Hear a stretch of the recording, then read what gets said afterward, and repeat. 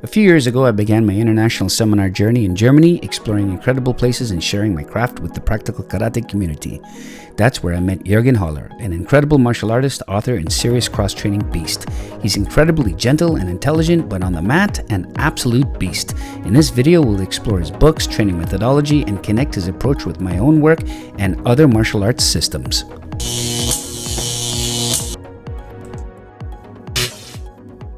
Hey guys, Chris Hansen from Karate Unity. Welcome back to the channel. Today we're going to be talking about one of my favorite German instructors. His name is Jürgen Höller from Germany. I met him back in 21-22, a few years back. We've been in touch ever since. We WhatsApp each other at least once a month. We constantly stay in touch, keeping tabs on each other's progress and life and all these things. And this is what this is one of the beauties of martial arts. I really like Jürgen's work as he's a student of the game. He's continuously evolving his craft, and he doesn't really need to justify functionality by using kata and kihon alone. He looks at biomechanical principles and he looks at all the different systems out there and sees how he can use them as resources into his game. And we got along right away. Today we're going to be talking about some of his books. These are the English versions. I'm going to put all the links to his books in the description below. And we're going to be looking at some video collaborations that we did together, taking a look at similarities and differences to some of the things we did here in Karate Unity. And we're going to look at some similarities and differences in different arts and systems out there. Some really good stuff coming up in this video, guys. So please stay tuned. Let's jump in. So I purchased 3 of these books. They're the English copies, Full Contact Karate, and you've got the Taekwondo for Self-Defense and the Kyosho Jitsu book. Let's talk about this one for now. The Secrets of Kyosho Jitsu. Highly recommend this book. Discover and exploit weak points. Learn about the effects of striking and pressure techniques. Now I know what you're thinking. There's a lot of questionable Kyosho Jitsu, pressure point, knockout kind of stuff online. I think we know who's who in this space. One of the ways to prove a lot of these things is through tactical combatives training and combat sports. And we know a lot of these knockout points already, you know, like the temple here, you know, the jaw, this button here, and then the vitals, right? Ears, temple, throat, nose, sternum, all these things. They are outlined really well in this book. On this page here, they talk about the sternum. Talks about how you can manipulate these particular points through different striking surfaces. Trust me, when you study this stuff, you will make direct connections to whatever system you're learning because they're universal truth. Talks about striking vitals, how to get there, different angles, gets into the anatomy, and it is an amazing book. Then we've got the Taekwondo for Self-Defense. Don't let this title fool you. With a lot of the social media out there, Taekwondo and Karate has a certain kind of flavor to it now with social media. And when we take a look at this, we think of like point fighting sport type of practice, especially with Taekwondo. But this particular book talks about how you can use Taekwondo and Karate techniques along with merging it with all types of other practices and how to make it functional for self-defense. So here, I mean, he's talking about ground and pound, okay? Getting into that level and hitting and how to unbalance somebody here, using very simplistic techniques, how to attack from the ground when you're thrown. Very simple, practical techniques here. This book is loaded. How to use the wall. There's a lot of wall strategies for, you know, compromising positions and things, and that's a big part of my game, Karate Unity, utilizing these close quarter tactics. And so Jürgen has compiled a lot of these ideas concisely in this one book. And then that brings me to this book, one of my favorites. When I went up to Germany for my first time, I believe in 2021, 2022-ish, Jürgen got his whole team to sign this for me and presented this to me. I was really touched by this. And so this book holds a special place in my training heart. I highly recommend you get this book. This is available in German print and English print too. So once again, I'll put the links in the description below. One of the things that I want to focus on and that he uses a lot, I see it in his seminars, and he's weaved it into pretty much all his patterns of entry, is this particular movement right here. He calls it the Muashi Uke, better known as the reverse collar tie grip, used in wrestling and shoot fighting and pretty much a lot of grappling type of arts. I think in Muay Thai, they have this type of grip too. He uses this a lot to basically off balance the opponent and manipulate himself or the other person around so that you can capitalize and shut this person down quick. And utilizing the elbow control here and the neck. So these 2 points of articulation are used. He breaks it down in this book quite well. So he uses it as entries to establish that grip, to grab, to hit, to turn. I love this, and it works well with crash entries too. So Jürgen is a big fan of the crash cover and the crash entry, and you know, this crash entry stuff, I love it because it's found in so many different systems. Silat, Wing Chun uses it, Muay Thai uses it, a lot of Chinese Kung Fu use it, and tactical combative guys have basically capitalized on all of this stuff. And there's like specific systems out there that use it. I mentioned this in my channel before. KC Fighting Method, Crazy Monkey Defense, Defense Lab. Anyway, I love using this technique. Here's some examples of how I use it at my dojo with my students. So against the push, crash in, Washiuki, throw in some strikes and get out. Same kind of deal against the push, Washiuki, turn and foot trip. There you go. I highly recommend you get these books and insert these ideas into your game. All right, now let's take a look at one of these video collabs that we did. Jürgen is demonstrating the push-pull principle. You know, once hands are up, the push-pull principle where, you know, you touch hands, you rebound, and you start getting into elbows, knees, headbutts, throws, strikes, and all these things. Push-pull, enter with an elbow, and then you reach out into that reverse collar tie grip, bam. And what's important is you get away from the power side, which is my left side. You step out, head control, boom, throw in the knees and elbows, headbutts. Okay, beautiful. I always make connections to these kind of things to Naihanchi Kata. Naihanchi Kata has a lot of movement shapes and patterns that really translate well into clinch range. And a lot of my peers in the karate space have pretty much interpreted it that way as well. And so Naihanchi is a great fit for this particular scenario, clinch range. Let's take a look at some of the ways I look at it. Choki Mutubo, you know, had a good thing going. That open hand reach there is great. And I use it a lot in my application. Here's an example of that crash in, and you get that reverse collar tie. You just head control right away, and you move forward accordingly. So I just wanted to show you that example of how that crash position, entering up into here, you know, from here into here, right, works well. You know, crashing in, and you get into that collar tie position. So this represents that collar tie position where you throw in that elbow and head control and all these kind of things. Beautiful stuff. Let's move on now to another situation here. Jürgen showcases again the double hand pull. This double hand pull, this hand manipulation, basically this two-hand manipulation is tested a lot at the highest levels. With the MMA culture that we're in now, we turn to fighters to validate a lot of these things. Fortunately and unfortunately, and the reason why I say that is because all we know now is MMA and combat sports and things. But if you go back and scroll back in time, even before the UFC, a lot of these concepts and ideas have been tested and proven in other ways, right? Behind closed doors, in scenario, and just curiosity. And we just trial and error. And so anyway, John Jones here shows an excellent example of how this is used at the most highest levels. And here's some footage of a seminar that he's giving on this. So, you know, you get in and you tie up and bam, you just throw in elbows right away.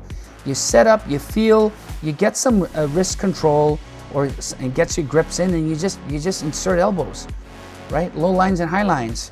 He's getting in here, grabbing, and throwing it in. And what's cool is you can play with this stuff, okay? And I highly recommend you try this out in your sparring, in your scenario training.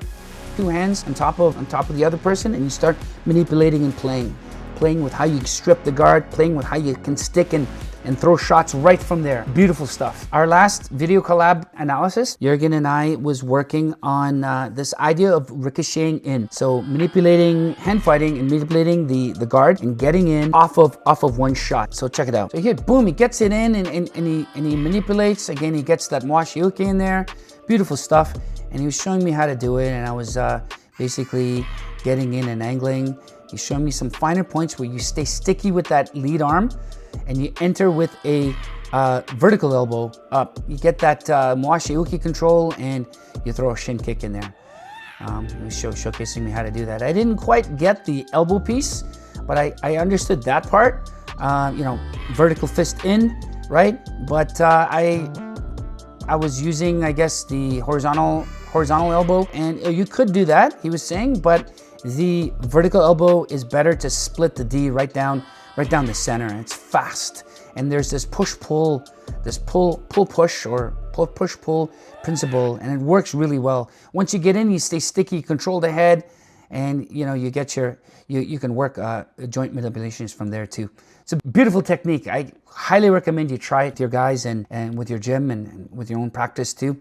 What's it? Here's some footage from good friend Ilan from Inside Fighting. He showcases the Bolo boxing principle of getting an angle and using hammers to get in. Same kind of thing as Jürgen. So see, you get in there, bam, and you follow up. So it's a way to angle off and get right in. You bounce off and you ricochet right into center line there.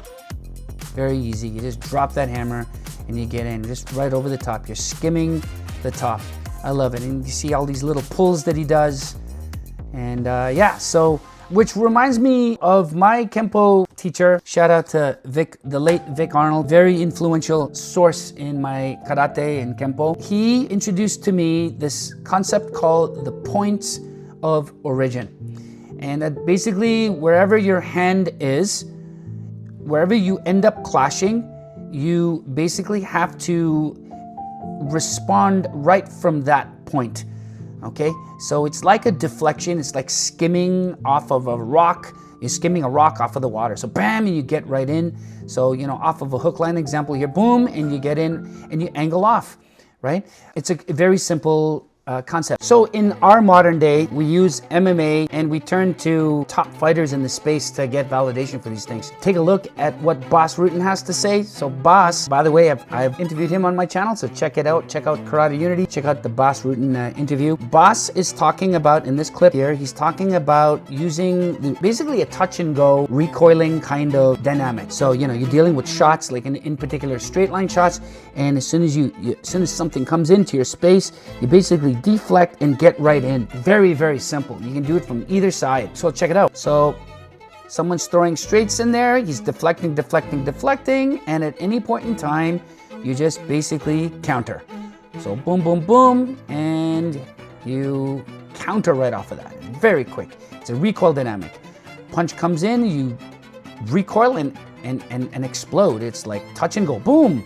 Very, very simple. To me, this is related to the point of origin. So as soon as your hand makes touch with something, you just go. It's a touch and go. So, it's really cool to see a lot of these principles applied at the most highest level across all kinds of coaches and schools and things. And they're all called different things, but at the end of the day, it's basically touch and go. Recoil, touch and go and recoil. Let's continue on watching this. Boom, and counter. Yeah, there you go. Yeah, parry, keep your hands open, and you're either moving back or moving forward. Here you're moving back a bit, and then you just enter, right? So it's a nice little drill to work in your sparring game. I think this is with a little bit more emotion. So there you have it, Bas Rutten validating a lot of this stuff. And now this brings us to our last clip with Jürgen. And Jürgen's explaining how once you've reached, say, a clinch situation, whereas I have somebody in a Muay Thai plum position and the person is going to be resisting, how you can deal with that resistance using short range bumps, elbows, knees, and headbutts. So let's check it out. So you get into clinch. You remove the hands and you get into clinch for some reason. And now the person is gonna he's gonna try to squirm his way out of it. So you're gonna saying, you bump out, elbow, headbutt, knee, and bye-bye, right? So there is elbows, headbutts, and knees. There's one person that comes to mind when I'm thinking about that. In my opinion, he has a very strong presence in the JKD community for self-defense. Came right from the Inosanto Academy, Paul Vunak. Paul Vunak holds the torch for practical self-defense training, and he's taken Bruce Lee's teachings and Inosantos' methods and to a whole new level, in my opinion. If you have not come across Vunak's work, please do. Get yourself some resources and find an instructor that has had a lot of experience with this person. I train at a JKD club here at Combative Concepts Academy in Toronto. My instructor has had the pleasure of training with Vu for a long time, and so a lot of these ideas are ingrained in our curriculum as well. So let's check this clip out. You get in there and you're using that head bunch headbutt at clinch range. It's such an amazing tool. And then there's knees and elbows, right? So slow it down, headbutt, you come up to a knee, and then bam with an elbow. Very simple.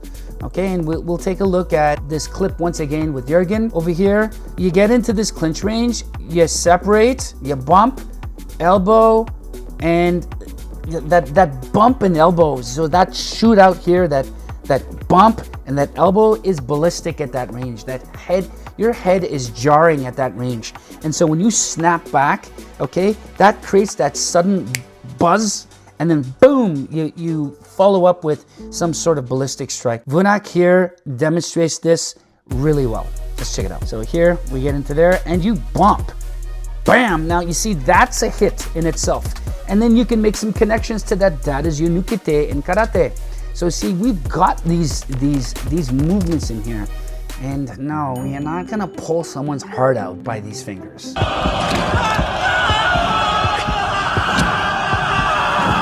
I think we know that now, right? So this is great. You're using basically this to shear the side of the head to create that ballistic shot to follow up with something else. And then they're all strikes here. So at that close range, so let's take a look at that again. You see what happened here? So this pull down over here is a ballistic shot. So there's a hit there.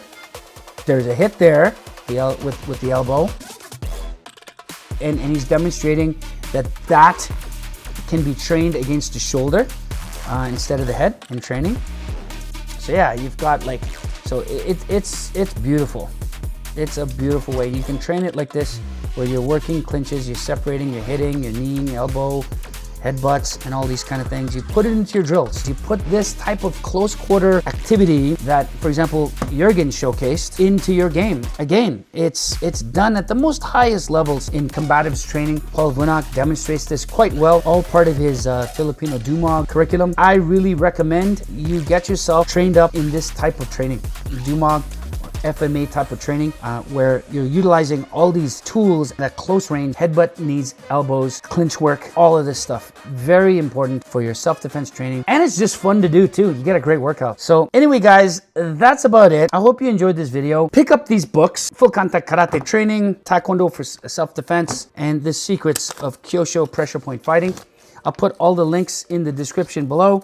I hope you enjoyed the video and you got some use for it. And you know, guys, I gotta say, cross-train. I'm mentioning this all the time. Cross-train. Cross-training is the key. Everybody did it back in the day. Didn't want to admit it and call it cross-training, but they did. We always had our pulse on other systems so that we can make ourselves better. All the karate masters did that. Capitalize on our digital age now, guys. Use social media to its max. We've got free digital resources online and paid resources too to study. Put it in your game. Go out there, take some seminars, and expand your horizon. I gotta say one more thing. Give credit where credit is due. I am so tired of instructors saying, we have this in our kata, it's been in our karate all along. Karate is a complete system. You don't need to go and study anything else. Guys, that is a complete, utter garbage argument. There are so many biomechanical similarities and differences among so many systems. We owe it to ourselves to study from those systems, bring it back in, integrate them, and give credit where credit is due. Stop saying that everything's in your kata, because it isn't. And if you got something from MMA, boxing, or Muay Thai, wrestling, or some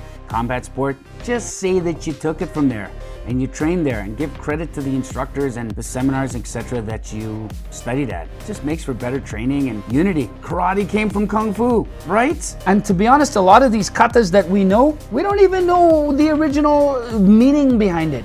We're just left with this whole pile of undocumented biomechanical tool set, and it's up to us to play and train and explore and seek out other instructors and yada yada yada. You know where I'm going. Anyway, hope you liked the video. Like, subscribe, share, and follow me at Karate Unity. Have a great day and keep training. Peace.